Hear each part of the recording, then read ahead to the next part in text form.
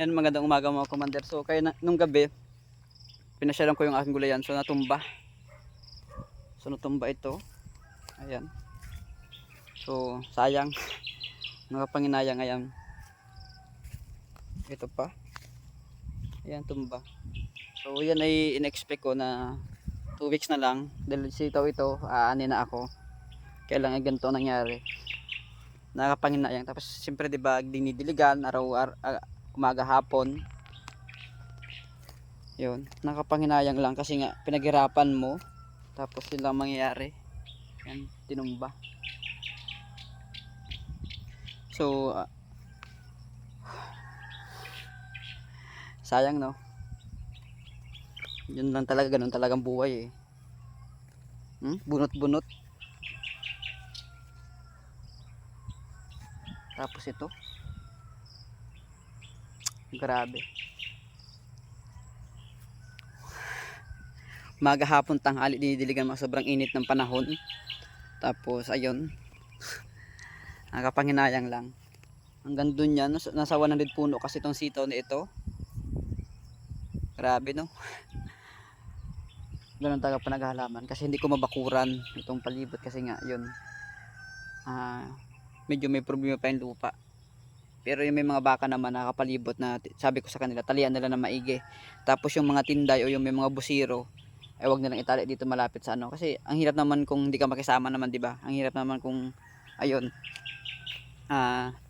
hindi ka magpapatali dito sa ano, sa lupa ng dam, ng ano, kasi ano mo naman yung damo. Kaya lang ganito po nangyayari. Baka po ang nang ano dito nakadali, baka. So ayan. So grabe yung nangyari sa akin.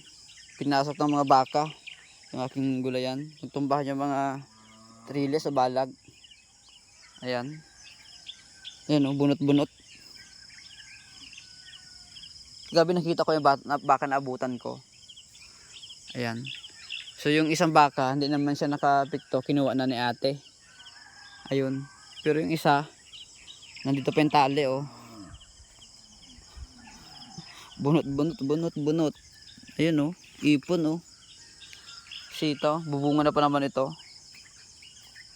Ayan. Bunot-bunot Grabe ng mga alaga dito. Ito yung trellis ko. Hatak-hatak niya. Tapos ito yung tali na nakabuhol-buhol. Yan Ito yung tali. Buhol-buhol yan Nagbuhol-buhol dito sa mga bali-bali. Pinarasa niya talaga. Kaya itong ano na ito. Yan. Bubunga na sana yung sitaw ko. Ang problema yun nga na ano nga. Tsaka kami mag-usap tong may-ari ng baka. Kapag halimbawa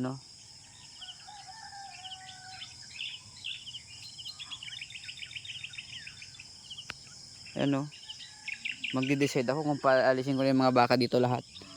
Kasi kahit anong pakisama ay hindi nila inaayos yung tali. Hindi ko alam kung bakit nabunot yung tali. Ay yung palpal nabunot. Ito yung tali hanggang dito. Imposible namang kasi sinabihan ko sila na yung baka nila taliin na ng maayos. Ay nabunot yung palpal. So mamaya kami magharap nung ito. Ayan. Mamaya ko na lang lahat ng baka dito patanggalin ko na lang. Kasi dati naman talaga hindi pinapano ng baka yan. Ayan mga commander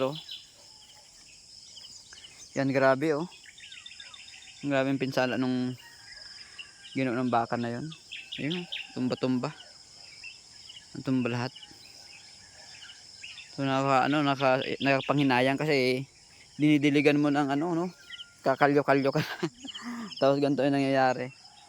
Natumba, nabunot.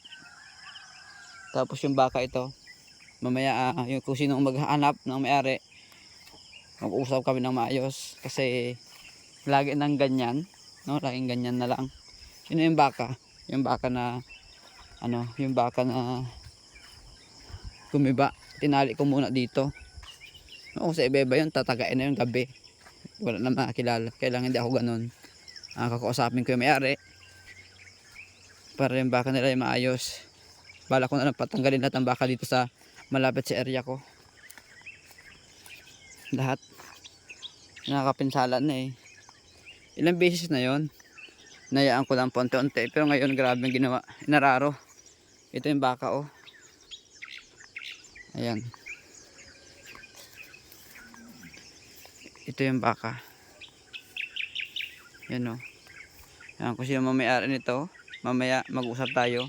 Alam ko namang hanapin mo ito. Ayan. Bait niya no. Pero sinira niya yung aking tanim eh. Ayan. Grabe. Sayang yung tanim. Mamaya mag-usap kami na may-ari mo bugi.